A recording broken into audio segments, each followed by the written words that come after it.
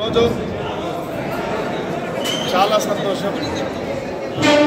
షాద్నగర్ రెండవ పాలకవర్గం చివరి సమావేశం ఏర్పాటు చేసుకోవడం జరిగింది.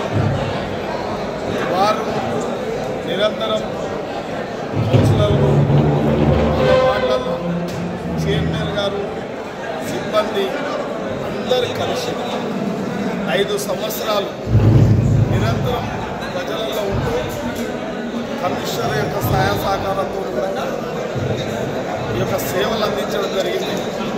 బాగా అభివృద్ధి కూడా చేయడం జరిగింది.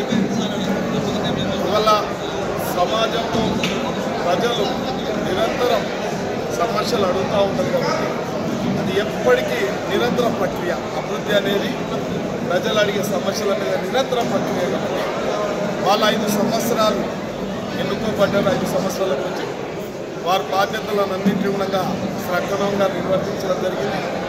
పాలకవర్గం కూడా అందరి ప్రజల మధ్యలో ఉంటూ వాళ్ళ సమస్యలకు పరిష్కారం కనుగొన్నారు కాబట్టి ఇంకా ఏమైనా సమస్యలు ఉంటే మేము కౌన్సిలర్ల యొక్క ఆలోచనతో, చైర్మన్ గారి యొక్క ఆలోచనతో కూడా రేపు రాబోయే మళ్ళొక నూతన పాలక వర్గానికి కూడా అన్ని విధాలు ఇందులో ఉన్నలు కూడా మళ్ళీ వస్తూ ఉంటారు.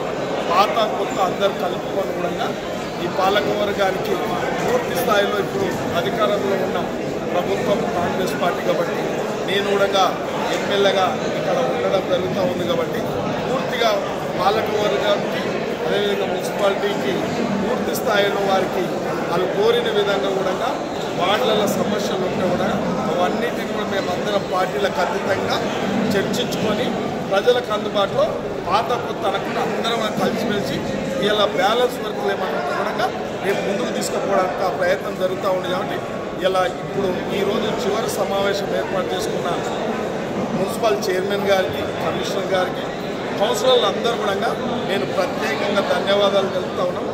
వారి మీద ఉన్న అభిమానానికి ఇలా నేను సన్మానం కూడా చేయడం జరిగింది కాబట్టి వారు నిండు నూరేళ్ళు అష్టైశ్వర్యాలతో ఇంకా రాజకీయ యోగం వాళ్ళకి కలిగి ఉండాలని చెప్పి కూడా నేను కోరుకుంటాను.